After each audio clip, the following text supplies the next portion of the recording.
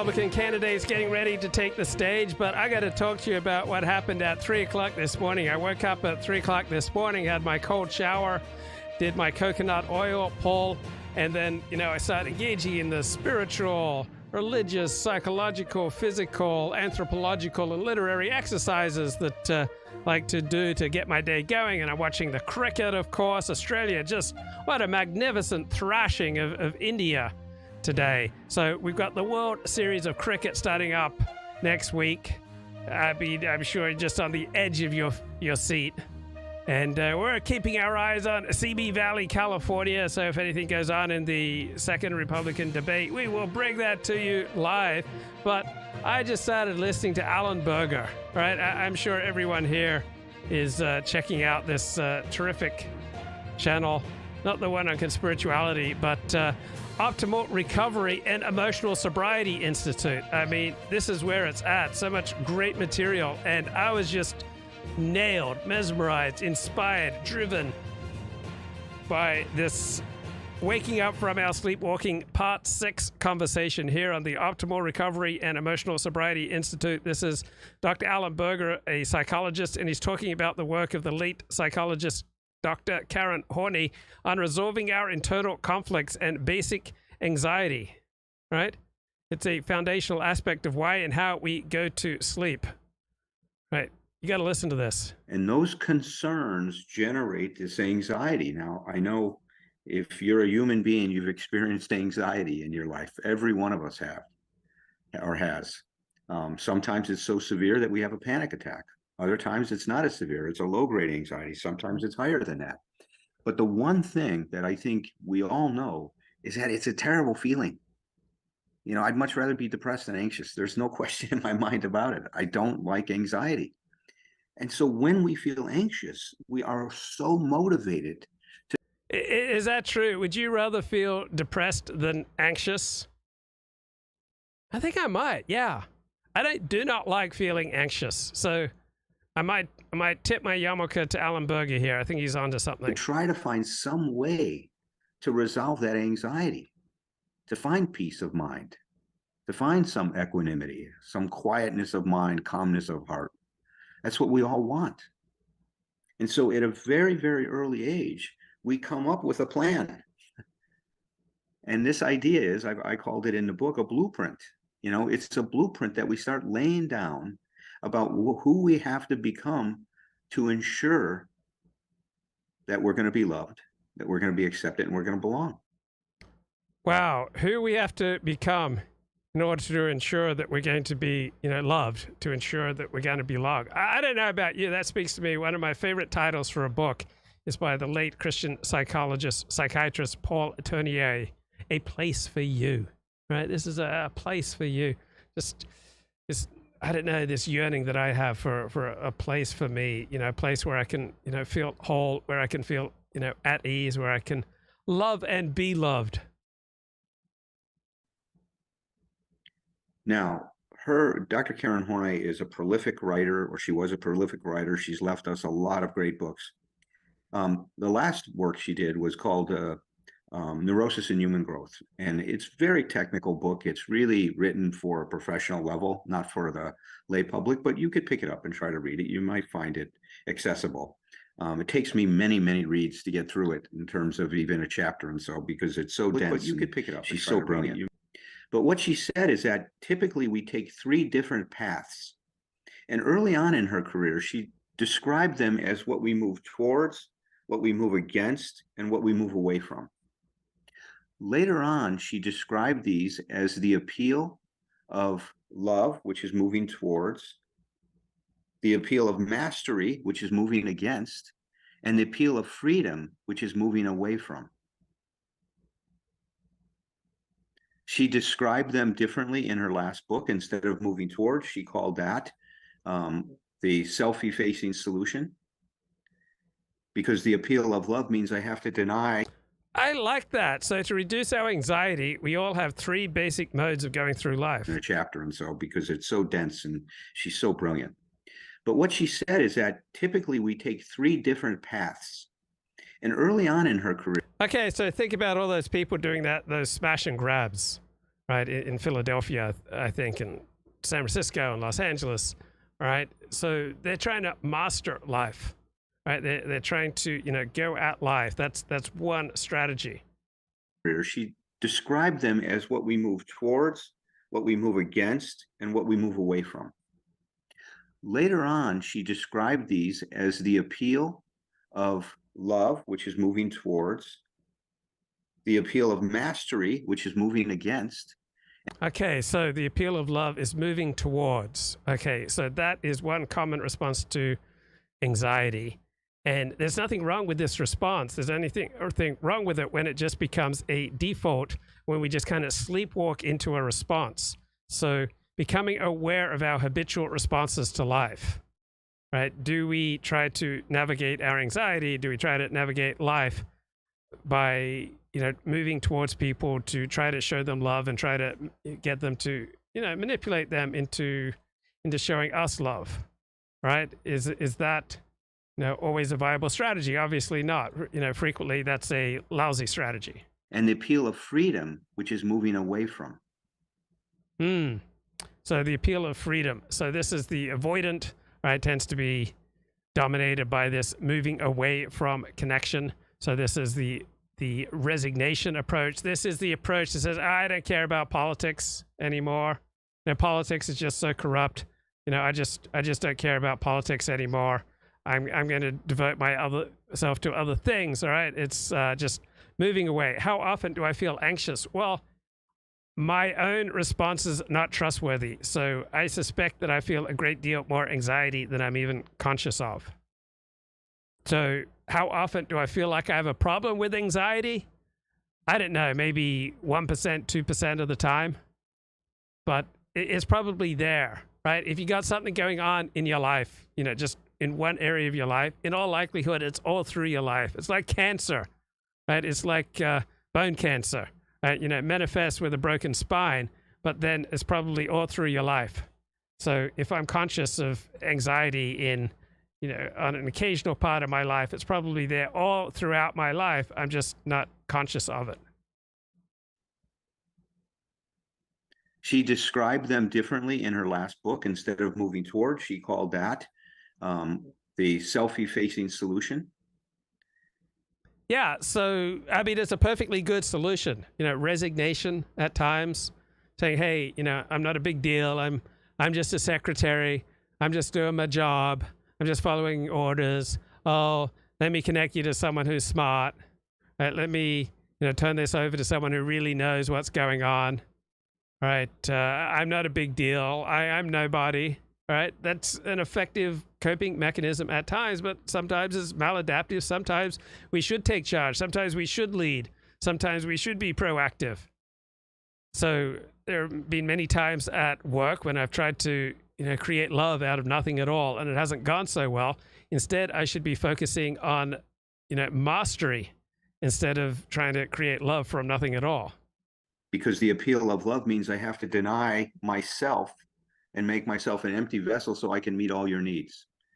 So I remember the intoxicating effect of first love, 16. It was the summer of 1982. First love, all right, this woman who was a year below me in school when I was going to Pacific Union College Elementary School, and we were both working at Pacific Union College in the summer of 1982. It was first love. And it was just so intoxicating, and people around me noticed that, hey, I'm just, in love with love. But, she really took over my heart and my life. And I was absolutely humbled. I was absolutely smitten, but didn't necessarily bring out the best in me. It made me highly insecure. And so when I moved away from PUC at the end of the summer and went back to life in Auburn, California, which was 2.5 hours drive away from Pacific Union College. So when I launched into my junior year of high school, I would try to get back to Pacific Union College as often as I could, but I would write to her, we'd write to each other, and I just missed her so much. And going back home to my home, in Auburn just felt so cold and so devoid of love compared to what I was creating with this girl at Pacific Union College. But then when I come back to PC, I remember one time she talked about how she'd been going to rock concerts with this college guy. She'd gone to see Journey with this college guy, and I got so jealous that I just cut her off. Right, I didn't write to her anymore, and there was like a 3-month gap where she never heard from me, and she, finally broke down and sent me a letter saying how hurt she was. Right, so I guess I was deliberately inflicting pain on her because I'd felt so much pain thinking that, my girlfriend was, going out with this college guy to rock concerts, and I couldn't provide her with rock concerts. I didn't even have my driver's license yet. I hadn't even been to a rock concert yet. Wouldn't go to my first rock concert till the summer of 1986. So I was hurt and I was intimidated, and so I deliberately hurt her by just cutting off all communication with her.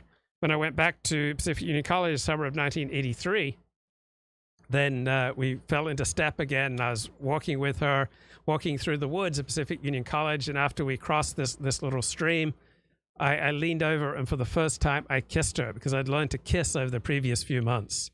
And I kissed her on the lips, and then I started nibbling on her lips, and then our tongues started exploring and dancing together. And when we finally paused to take breath, she said, "We could have been doing this last summer, but I didn't know how last summer. I was too intimidated." But now I was still carrying a bit of a burn that she'd been going to rock concerts with this college guy. And so when she wouldn't let me go further than kissing, she told me, "Oh, I'm not that kind of girl."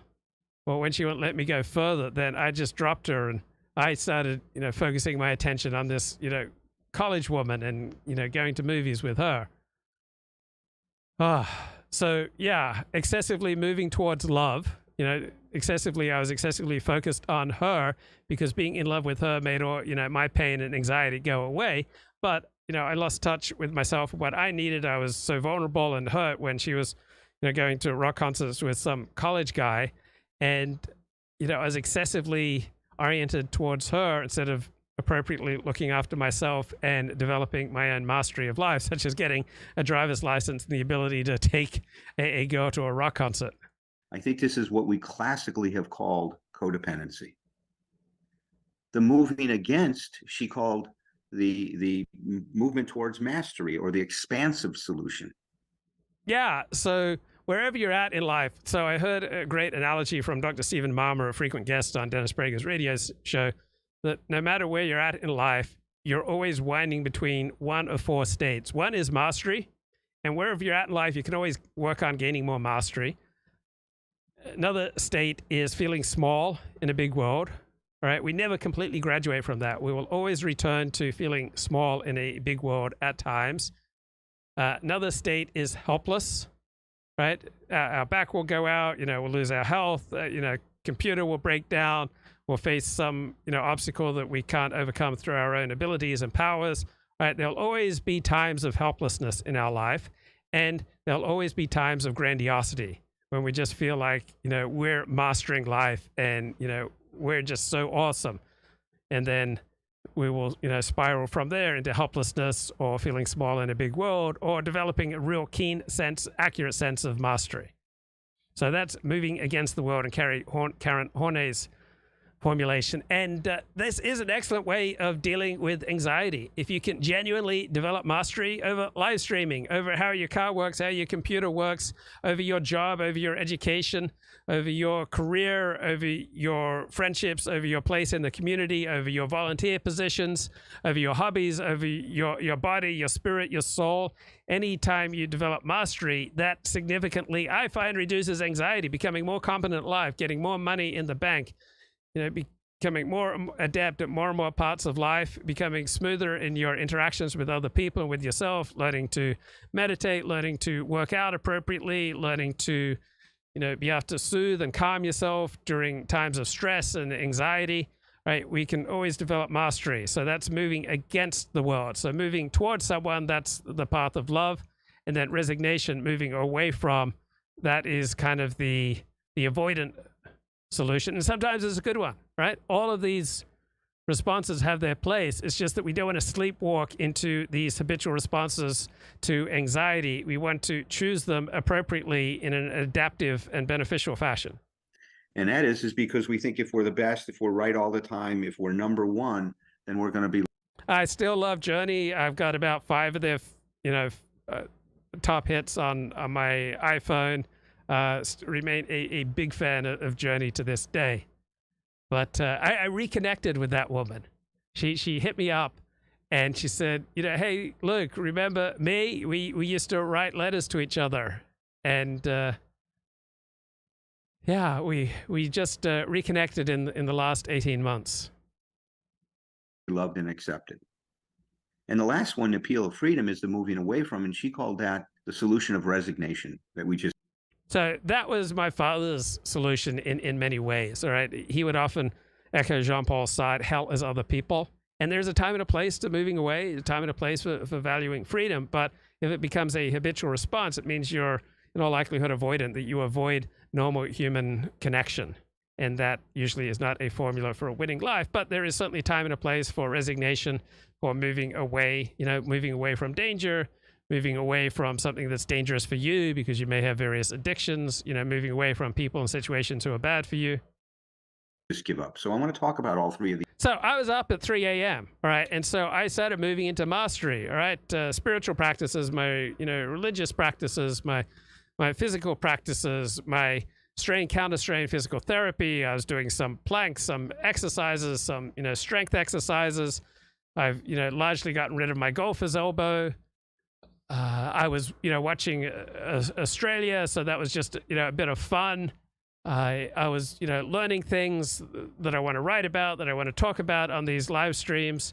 So developing mastery in the first few hours of my day before I start having to earn a living. These things. And I want to talk about how they resolve this anxiety and how taking one of those. And the chat says, I'd like to hear you read some of those old love letters. Well, unfortunately or fortunately, I did not keep them, but you can get a sense of my inner life looking at my fiction. Have you guys read my poetry? Have you read my fiction? So my fiction came from a real place. So here, I'll throw a link. So this is kind of what's going on. My favorite group is Air Supply. So that tells you the Australian group, pop group that had so many hits in the early 1980s. That's been my favorite group throughout my life. So that tells you about my tendencies towards love addiction. So I met this girl Rachel in 1984 when I moved to Gladstone, Australia. And 4 years later, fall of 1988, I was just beginning UCLA. I had a head full of calculus, and I paused to reminisce this brunette I met in Gladstone, Australia in the last few months of 1984. And I begin with a few lyrics from the song by the Cars, Drive. Who's going to pay attention to your dreams? Who's going to plug their ears when you scream? Who's going to drive you home tonight? 4 years later, it still hits me hard, piercing my skin and clawing at my heart. The effect is always the same, whether I'm flying 800 miles per hour over the Pacific Ocean, hurtling my Volkswagen Bug along the snowy Interstate 80 across the Sierra Nevada mountain range, covering the San Francisco 49ers versus the Dallas Cowboys at Candlestick Park, or dancing my mind to sleep on the crowded floor of a Californian nightclub. Drive by the Cars is about the only thing that knocks me off schedule these days, jarring econometric formula out of my mind. For 3 minutes and 50 seconds, life no longer reduces to differential calculus. For 3 minutes and 50 seconds, I question and doubt. Is there more to life than sex and success? For more than 3 minutes and 50 seconds, my mind washes with memories of walking along the Gladstone Wharf in small town, tropical Australia, 1984, with her, Rachel, a phantom of delight. Sweet 16 and shy. She had black shoulder-length hair, short on the sides and on top, a la the movie Flashdance. I walk past her every day at 5:18 p.m. closing time. So I've just finished my shift at GJ Coles, which was a subset of Kmart in Australia. I'd smile and joke with her. She'd look up at me. She'd giggle that her mother would come by, and she'd pick up Rachel and her twin sister Leanne and take them home. So I'd spend my days composing witty sayings to lay upon Rachel. Sometimes they jumbled, but Rachel pretended not to notice. It took me several weeks to work up the courage to ask her out. One Friday, knowing that my brother Paul would be away all weekend and that I'd have the car, resolved to invite Rachel to dinner and dancing that evening. So shoot out of work at 5:15 p.m., rush up the street to talk to her. At half a block away, however, I see that her mother was there early, could only wave as Rachel rode away. So once home, I stormed through the phone book and found 4 families with Rachel's last name. I called each in vain. My house was empty. This was one evening I would not be alone. I showered, I dressed, I drove back to Gladstone. I resolved to lose my troubles in the smoke and noise of the Shanghai disco. As I drove, the radio played my song, drenching me in questions. Rachel, Rachel, who's going to drive you home tonight? I came into town with the irrational thought that I was going to see her tonight. The rational side of my brain said, no way. She was too young to get into the Shanghai disco, knew nothing else in Gladstone that night that might attract her. The disco was packed. I disappeared easily into the mass of moving bodies, merging at last into a little corner overlooking the dance floor. I found a friend, Sue Scott, my brother's new girlfriend. He had left her behind on his weekend jaunt to the Great Keppel Island Resort. It's just a special trip for the soccer team, Paul had told her. He told me that taking Sue to Great Keppel Island would be like taking Cole to Gladstone. Sue said she understood, but she didn't. We found a table. We sat talking. She was drinking heavily. She needed a little stimulus to spill her pain. I sit there hour after hour listening to her problems, watching her face fade in and out of the smoke and the flashing lights. By 11 p.m., we were both feeling miserable, needing a break from the noise and the garish atmosphere. I walk out of the disco into the calm spring night. I walk alone. Familiar feeling to me to this day. Past my brother's real estate office, past Rachel's law office, all the way down Gundoon Street until businesses turned into homes. I circled back, walking quickly to try to get Rachel off my mind. Then out of a coffee shop she came. She walked 50 yards in front of me with a female friend. Rachel could not see me in the darkness, but I could see her silhouetted against street lights. Oh, what was it you said, Mr. Wordsworth? A dancing shape, an image gay to haunt, to startle and waylay. With the phantom of delight just ahead of me, I could hardly breathe. I listened to her laugh with a friend. I could smell her perfume. She was so sweet, so innocent, so right there is too much. I fled across the street and tried to walk away from her. Oh, Luke! I heard her cry my name. She smiled at me. She beckoned across the street. Back to her. I walked to her, unable to breathe, unable to speak. She introduced a friend, but I could only nod. I fell in with them. We walked down the street, past the Shanghai disco, and onto the Gladstone Harbor. She'd seen a play in town. Afterwards, they had paused for a chocolate milkshake at the coffee shop. Our conversation came easily. Another one of Rachel's friends joined us, and then we paired off. I walked alone with Rachel on the wharf. Would have been glad to talk to her until morning. She needed to get home. Who's going to drive you home tonight? I asked. She laughed. She loved that song by the Cars too. Rachel didn't need to call her parents, who were taxi cab drivers, for I was going to drive her home tonight. I made my way uncertainly along darkened streets, unused to driving on the left side of the road. The radio played Drive. I felt Fortune smiling on me. Rachel's white teeth flashed smiles at me in the flickering light. We stopped outside her home. I turned to her and said, hey, would you like to come to me with a party hosted by Sue Scott tomorrow night? She said she would. Before she left, she wrote her phone number on the only piece of paper I had, a spearmint gum wrapper, which I still cherish. Well, I did in 1988. Did not kiss or even hug her goodnight. I felt no need. The future promised complete satisfaction. Well, that promise quickly shattered. Her parents forced her to cancel her date because they had confused the name of the host of this party with another woman in town who had a bad reputation. Next weekend, I call up Rachel. Can't reach her, so I ended up asking out her twin sister, Leanne, a vivacious personality in her own right. So we spend an active evening together, eating, drinking, swimming. Around 11 p.m., we walk beside the harbor where we meet Rachel and her date. We all laugh. Leanne and I move on. I take her to Tenham Sands Beach. We sit on the beach as the sun rises. I never got to go out with either of them again. They found other men. Okay, back to the serious stuff. 3 paths puts us to sleep. Because yeah, so we have all these habitual responses, all right? And any of these responses, love, seeking freedom, or seeking mastery, all great responses, but sometimes I pursue love when I should be pursuing mastery, and sometimes I pursue mastery when I should pursue freedom and resignation, and sometimes I pursue resignation when I should pursue love. So we want to be mindful about what our most habitual path is out of anxiety. every path that we take puts us into a trance. And that's what Gurdjieff was so great at talking.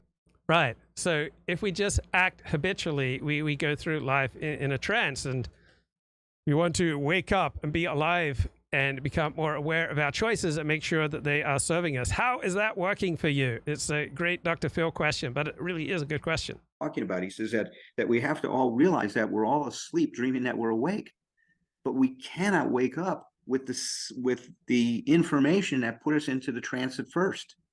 This is where we need new information and new experience to start waking up. And sometimes that's really stimulated and evoked and provoked from pain.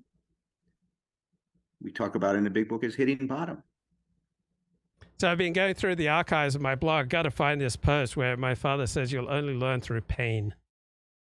He just saw my ineffective ways at reacting to life, responding to life, going about life, the ineffective ways that I talked to people and treated people. And he tried to, steer me straight, kept saying you can't talk to girls the same way you talk to boys. You have to be more careful about how you speak to people who have power over you or they will hurt you. And at a certain point, he kind of didn't fully give up, but he partly gave up, and he just started relapsing into the refrain, you'll only learn through pain. You'll only learn through pain. And dadgummit, he was right. I only learned through pain. Most people only enter 12-step or enter therapy when things seriously go wrong in their lives. They, only learn through pain. Where's that blog post, man? So let's take the appeal of love first, right?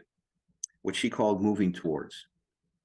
Well, this person resolves that anxiety about being loved and accepted because they believe that if they can just find someone to love them and that they can love, that their life is going to be okay. For this person, love carries a very, very magical quality to it. If you're able to find that special one, and this person will have fantasies about that, finding that, soulmate, finding that one person that's going to understand you, that's going to be there for you, that you're going to be able to make happy. That's so intoxicating when you get a taste of this. I don't know about you. It just seemed to make all my anxiety go away. But of course, that fairly quickly fades. Various women who were just incredibly loving and doting, within a few weeks or a few months, they were so low functioning, they started to feel like a millstone around my neck. Well, I'm thinking of one in particular. And by making them happy and fulfilling all their needs, that you're going to be complete. So the desire to please overrides everything else, which means that we have to get rid of our own needs, because I can't be everything you need me to be if I have any needs myself. So remember last time I talked.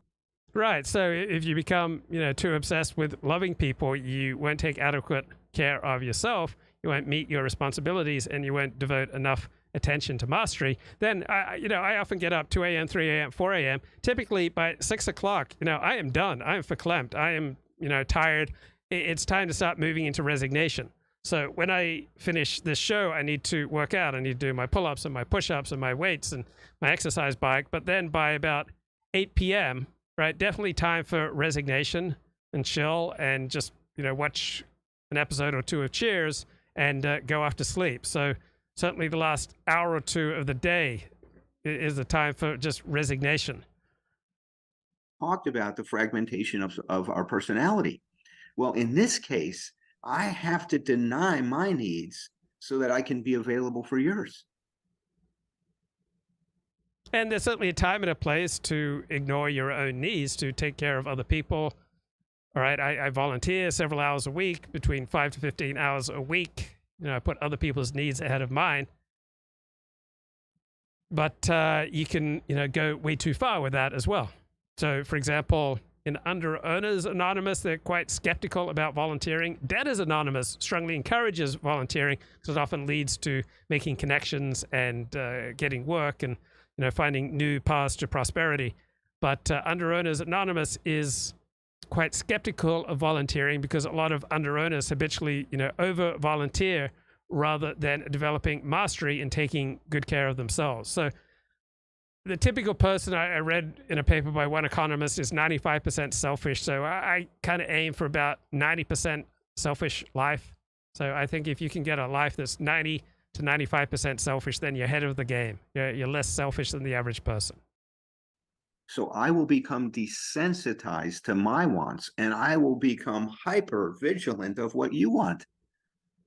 I will know what you want before you even know it.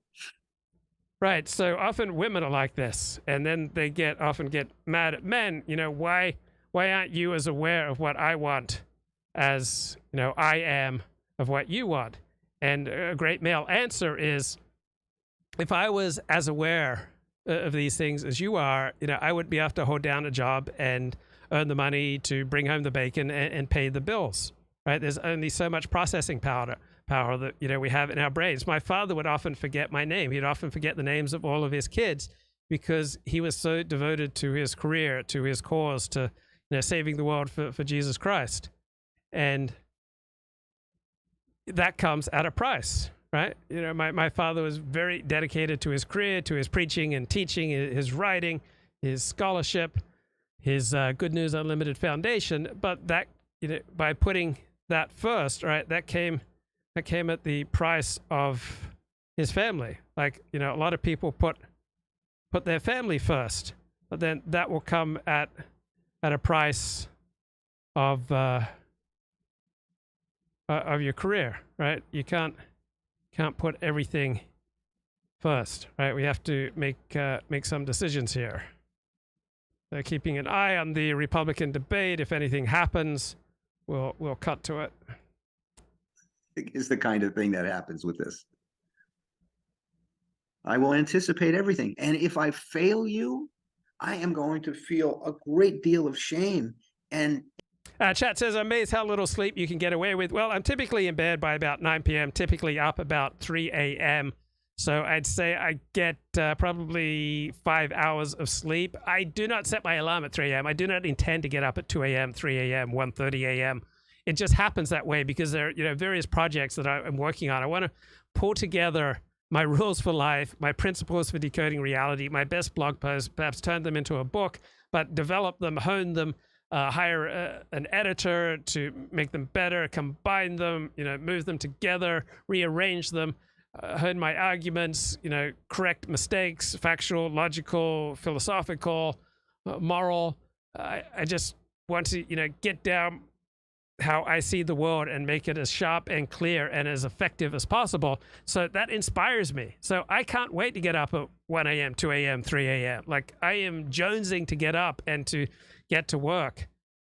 And if I could sleep, occasionally I get to sleep till 5 a.m. and I'm thrilled, right? I'd be thrilled to sleep till 6 a.m. or 7 a.m. It just never happens because I'm just so excited going through life. Now, I couldn't do this if I wasn't enjoying my life, right? I spend a lot of time around people I love and people who love me. And then when I'm not around them, I've got projects that I love. I love what I'm doing right now. I love, working on my best blog posts. I love developing my ideas about how I understand the world, my rules for life.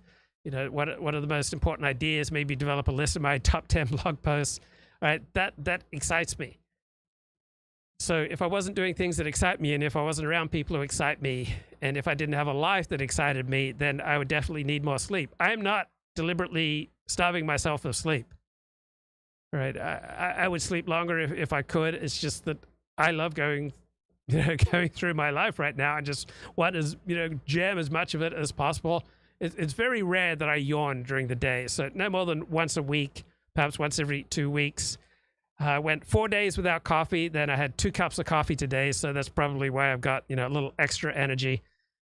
If I can sleep in till close to 4 a.m., then, definitely don't need any coffee. So I try to go several days without coffee and then have a day or two where I indulge. Anxiety, because if you don't love me, there's going to be serious trouble in my life. It's going to... Okay, Elliot Blatt says, all of my anxiety revolves around money, but that's just the symptom, right? What's underneath that, right? What's underneath that is a lack of sense, perhaps, of being able to master life, a lack of sense of being able to live up to adult responsibilities and to thrive, a lack of a sense that, you are adaptively, expertly, efficiently, effectively, and gracefully, moving through life and living up to your abilities. And so this is just the symptom, the fear of money, right? It's just the thing that distracts you from the real problem. You are so smart, Elliot Blatt, that if lack of money was the problem, then you would fix it. But lack of money is just the thing that stands out for you and distracts you from the much deeper problems of perhaps anxiety, depression, lack of connection, lack of feeling like you're living life to the full, a deep, gnawing sense that life is passing you by, the chances for normal human wholeness and connection are, just missing you. And this haunting fear is probably what's underneath the the open, explicit anxiety about money. Provoke and reconnect me with all of that anxiety that happened originally that sent me off in this direction. So every relationship that we have, especially those that lack of money leads to homelessness. Now, lack of a life that works leads to a lack of money, right? If you love other people, right, you cannot help but be prosperous, right? You love other people, seek to serve other people, right? You cannot help but be prosperous. A lack of money is a symptom of an unwillingness, an inability, an awkwardness with being of service to other people. Once your mind and your heart and your physiology and your soul and your spirit have rearranged so that you look forward to serving other people, prosperity flows from that. Homelessness, poverty, debt, under-earning, these are all symptoms of a disconnected life. A fundamental selfishness, a gaping psychic wound that is getting in the way of normal human functioning. A normal person looks forward to being helpful to other people. But if your psychic wounds, your spiritual, psychological, childhood wounds are so enormous that you're just walking around wounded, all right, you've got some, giant wound in you and the psychological blood is gushing out, all you can do is be obsessed with that wound. Just like if you had a literal wound in you, all you could do is be obsessed with that wound. So if you were wounded, you're going to be obsessed with that wound. And until you find a way to staunch the psychic bleeding, right, until you fill that hole in your soul, you cannot help but be obsessed with your wounds, which prevents you from joyfully, happily, normally, naturally seeking to be of service to others. And when you normally, naturally, healthfully, and happily seek to be of service for others, prosperity flows from that, and a considerable reduction in anxiety as you learn to form normal human connections. And when you have a problem, you can turn to your normal human connections and get advice and guidance and overcome things that you couldn't overcome on your own, because a group strategy almost always outcompetes an individualist strategy. But instead, if you've got this gaping psychic wound and you suffer a bump in the road, all right, you're very likely to retreat into the cave, and then various normal, adult obligations you have, you may just blow them off. You may not even send a text saying, hey, I'm sick, I can't make it. You just blow off normal human relationships, normal adult obligations, which makes you even more desperate, more alone, more wounded, more screwed up, more dysfunctional, more in debt, more under-earning, and these things just spiral on top of each other. That are significant and important to us have so much, When I serve others, they take advantage of me. No. When you seek to staunch your psychic wounds by inordinately pursuing service of others, going after others, loving others in the hope that they will then take care of you, you're trying to take emotional hostages, right? You're going about it in a very unhealthy way, but you're justifying it yourself. I'm just trying to serve others. I'm just trying to love other people. I'm just trying to be helpful. I'm just trying to be the good guy here.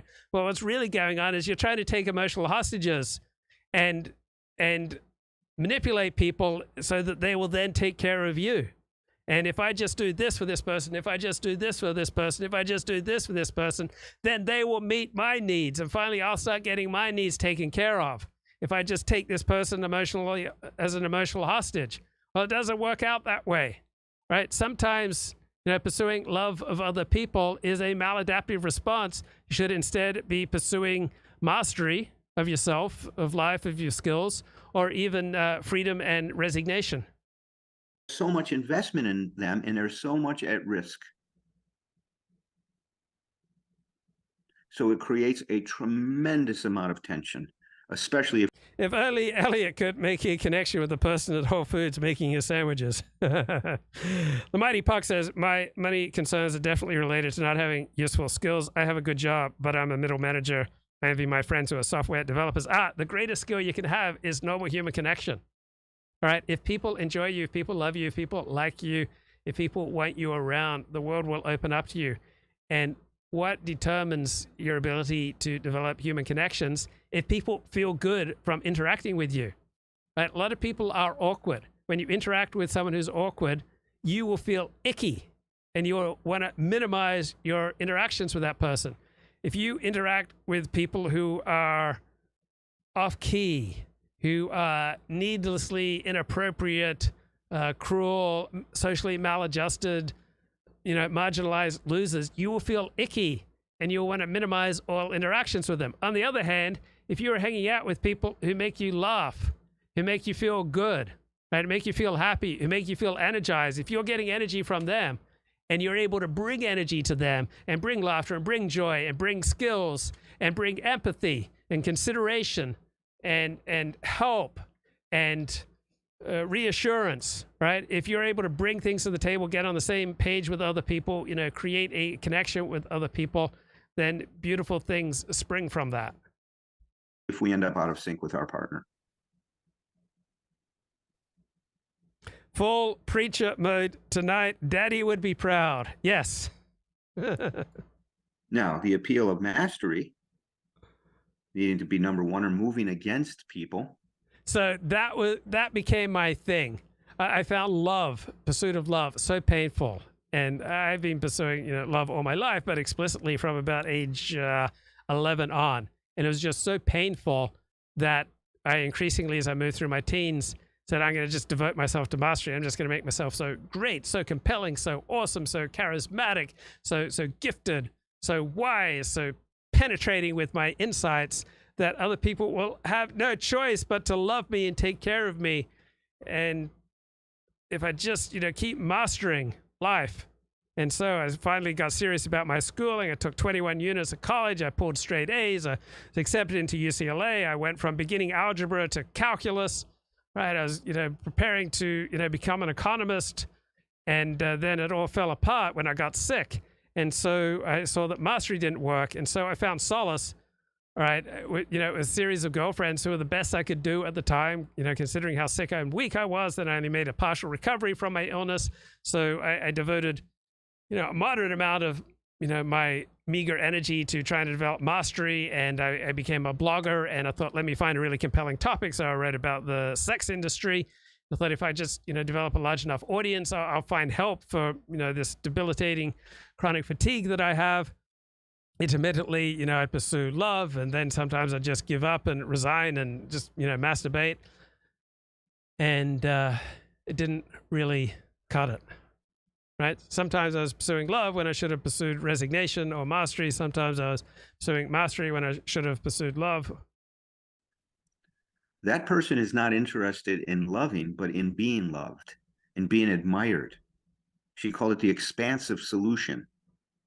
So it's the opposite. This person's needs are all important. Your needs are secondary. Your job is to love me and admire me and think that I'm great. If you have any needs, then I'm going to be, and you suggest that I'm wrong in some way, I'm going to flip it around and make it feel like you're failing me and that you shouldn't burden me with your feelings at all. So people will take advantage of you to the extent that you allow them, right? If you work for low wages, there will be people happy to pay you low wages. If you allow yourself to be used, people will use you, right? We largely set the grounds, the basis, the rules for how people relate to us. We largely set the rules for how people react to us. We largely set the rules for how people treat us. Right? And if people are taking advantage of us, that's because of us, because there's something broken in us. There's something maladjusted in our responses to our fear of anxiety, so that then people see our need for love.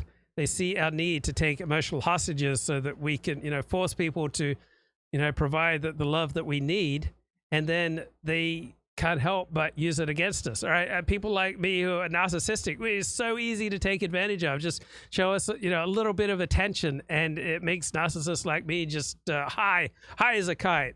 So easy to manipulate. Of course, it's all about me. This is the person that people typically refer to as the narcissist. And that expansive, solution can take some pretty ugly, And the chat says you have to learn to tell people no in a nice way. That's kindergarten level.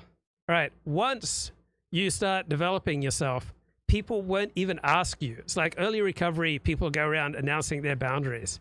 But, I'm so focused in my life. There are so many projects that, I am fully invested in that people don't even ask me much of the time because I'm focused, I'm driven, I'm clear about what's important to me. I've got my commitments, I've got my volunteering commitments. I've got, ways that I serve the community, serve other people. But then I have all these projects that are incredibly important to me. When you get clear about who you are, what you stand for, what drives you, what you want to accomplish, then people will stop wasting your time, right? You won't have to announce your boundaries. You won't have to say no in a nice way because it'll be so clear who you are. All right, Orthodox women, traditional women weren't going to bed with Russell Brand, right? Women with, solid sense of self, right? Solid self-awareness. Women who have a normal, natural, healthy relationship with their family, particularly with their fathers, are not going to bed with creeps like Russell Brand or, Luke Ford in his younger days when I was in, full promiscuity mode, right? I was a broken person attracting other broken people. When you get yourself together, other people will stop diddling you. Other people will stop interfering with you. Other people will stop trying to stick it up your ass, all right? When you get it together, when you start to respect yourself, start leading a life worthy of respect, when you start to conduct yourself in an elevated, impressive manner, right, that will change how people relate to you. It will change the way that people speak to you, or change the way people treat you, or change how people, ask you or don't ask you to do things. Right? People are reacting to us. Paths. There's what she called the arrogant vindictive type, which is the person that if you don't give me what I want, and if you don't admire me, then I'm going to destroy you. I'm going to make you wrong, and I'm going to make you pay and suffer. And there's another person that just wants to be right all the time, and if they're not, then they're just going to be humiliated. But with the arrogant vindictive type, if you humiliate them, they will make you pay a price. And there's no fury like that of someone who's humiliated. That's the arrogant vindictive type of this expansive solution. They are dangerous and they are scary. Now, this person denies any weakness in them because they have to be the best. They have to be the strongest. They have to be. That was me. I never wanted to admit any weakness. That was my father, right? I gave up in 1991. I gave up trying to have a relationship with my father because when I asked him to just, be normally open and honest with me, he said, I wouldn't want to worry you. He wouldn't be open and honest with me. So I gave up trying to have a relationship with my father. So my father went the next 28 years without a relationship with his youngest son or his oldest son, because my father wouldn't allow himself to just show a normal, average amount of, openness, honesty, and vulnerability with his sons. And so his sons, didn't try to, just gave up trying to relate to him. For whatever reason, my father would show that kind of openness and vulnerability with my older sister. Be the smartest. So any part of this person that doesn't fit with that idealized image, with that blueprint of who they're supposed to be, is going to be rejected. They're not going to be able to admit when they're wrong. They're going to blame everybody else on how they screwed up. And that's why things didn't work out. The person that's the moving towards solution, that person's more than willing to admit they're wrong. In fact, they'll take responsibility for everything. This person. Yeah, it's interesting. There are some people who take way too much responsibility. Most people don't take enough. And then there are, the actualized people, the responsible, high-functioning people who take an appropriate level of responsibility. So, I could have pulled my hair out and gone, woe is me, when, a former member of this show had his life go off the rails because of the crazy things he was posting on social media. And I had encouraged him to read some dissident materials. So I could have gone off the rails myself and said, oh, woe is me. I could have taken too much responsibility. He was an adult, though. That was on him. It was not my responsibility what he chose to do after reading some dissident materials. On the other hand, I could take no responsibility, and I could just bring anyone onto the show, no matter how devastating it would often be to their lives. But instead, I try to walk the middle road. I try to use good judgment with who I bring onto this show, with how I conduct myself with other people, to try to reduce the chances of me inadvertently, causing harm or, putting them on a path where they would self-destruct. At the same time, if I suggest to someone they read a book and then they blow up their life because of that book. That is not on me. That's on them, right? That's taking an appropriate level of responsibility. Person takes responsibility for nothing. If only the world would listen to them, everything would be okay. In fact, and Elliot Blatt says, bro, I feel I have a great deal of mastery. Bro, you do have a great deal of mastery. You do. And props to you.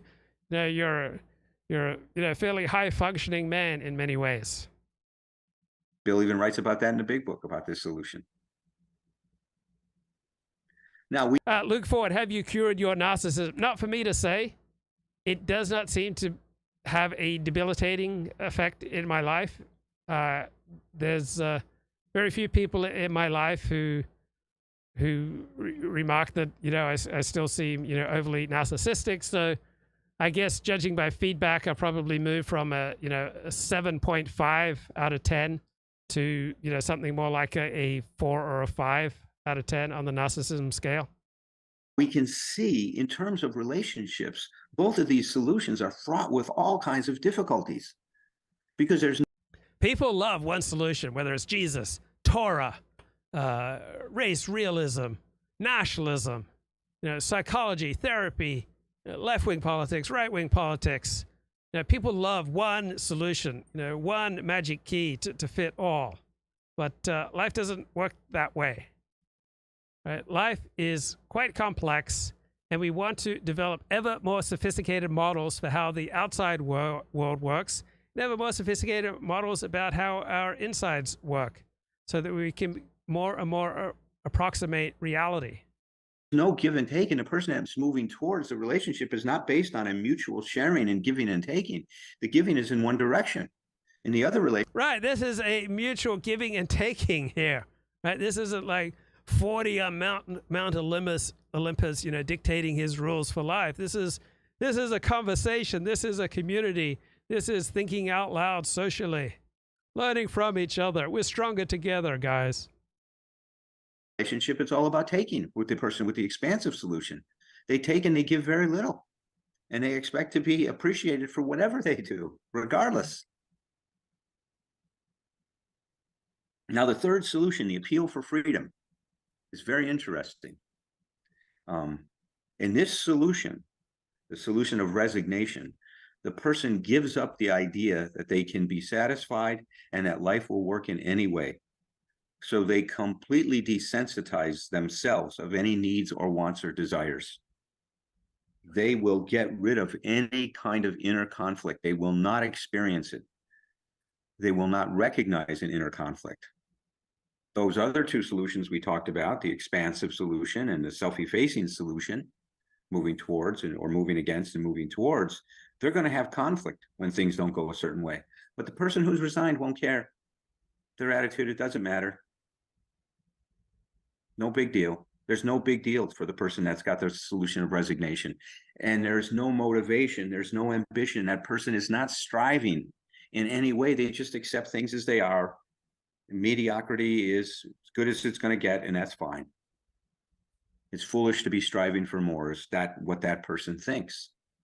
So this person has put to sleep all those parts of themselves that wants them to move forward, to improve, to strive to be what they can be. There's no striving that takes place at all. There's just an attitude of resignation.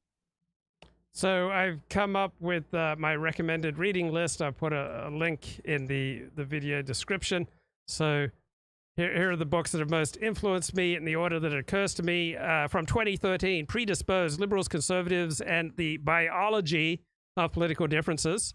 Then from 2001 by John J. Mearsheimer, The Tragedy of Great Power Politics. Then another Mearsheimer book from 2018, The Great Delusion, Liberal Dreams and International Realities, about liberalism versus nationalism.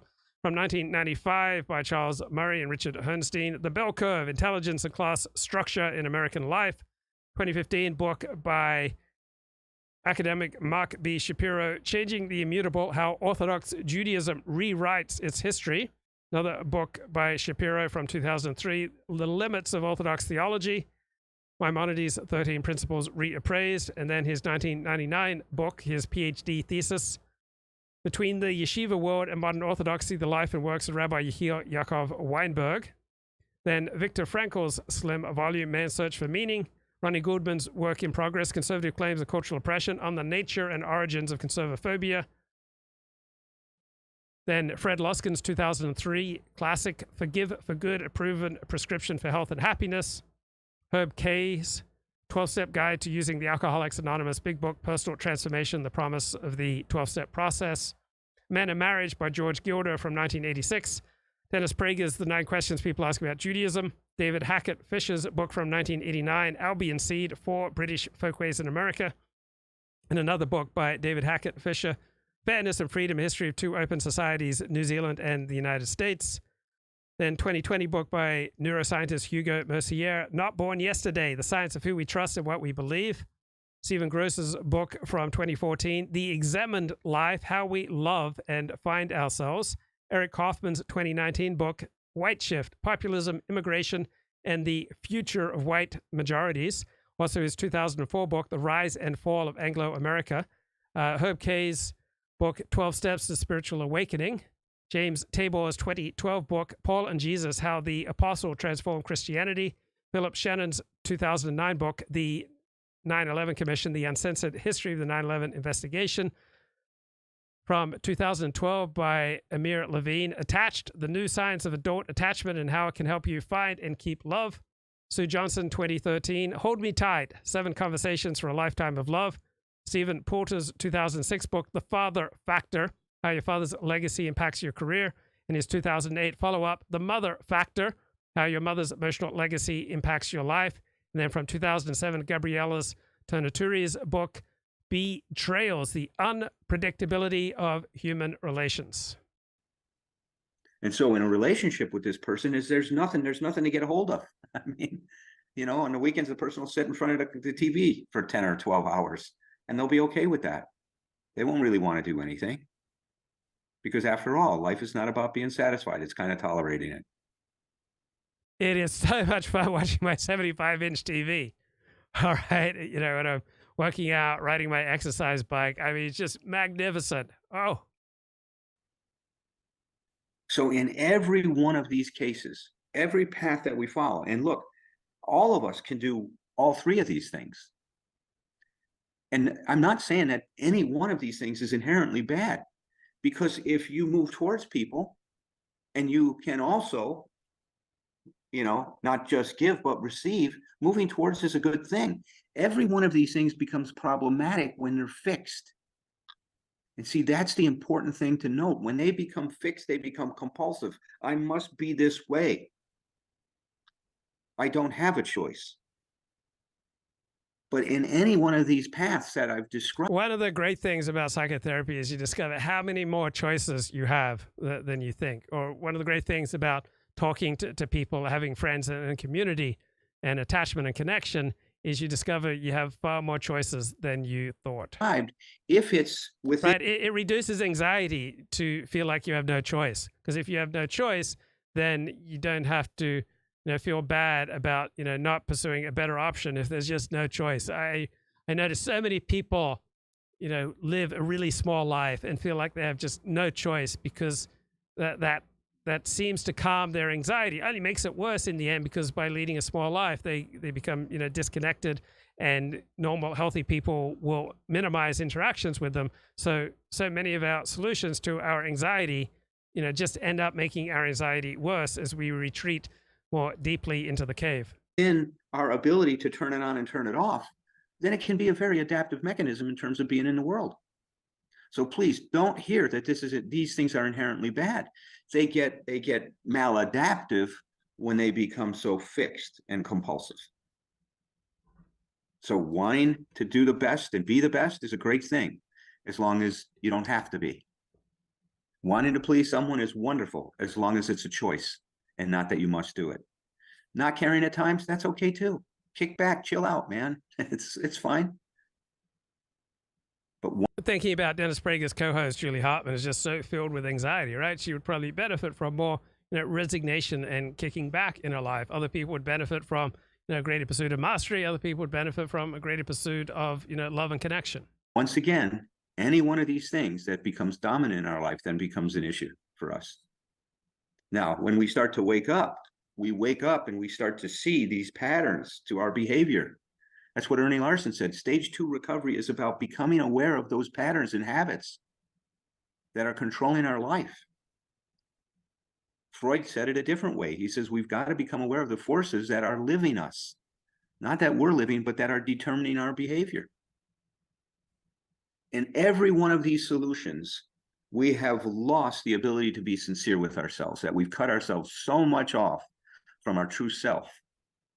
All right, if you just habitually pursue mastery or freedom, resignation, or getting other people to love you, you're cutting off from the reality that the situation's the boss. Love is not the boss. Mastery is not the boss. Freedom is not the boss. The situation is the boss. In some situations, you should move towards mastery. In other situations, you should move towards love. In other situations, you should move towards resignation and freedom.